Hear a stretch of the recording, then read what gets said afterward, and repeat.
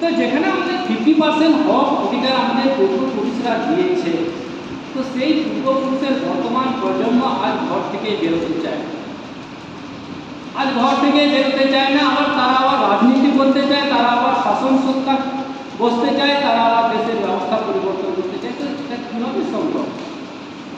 এটা তো দেশের পুরো গণিতেই এর সমাধান তো হতে পারে না।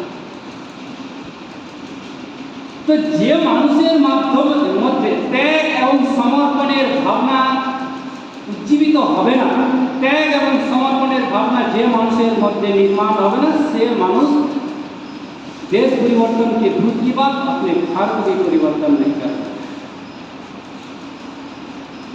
যেগুলো কিছু মহৎ কাজ যদি করতে হয়, ত্যাগ এবং সমর্পণ, বলিদান, এটাকে স্বীকার করে এটাকে বিসর্জন দিয়ে সামনে আসে। এবং যারা এরকম একটা মানসিকতা নিয়ে ময়দানে নেমেছেন তারাই সফল হয়। अल्लू गल्लू नत्थू गहरा কাজ না এটা अल्लू गल्लू नत्थू गहरा কাজ না, এটা দিমাগ করা। এবং আমরা যে পরিস্থিতিতে কাজ করছি এটা আমাদের অনুকূল পরিস্থিতি না, এটা আমাদের বিপরীত পরিস্থিতি। এই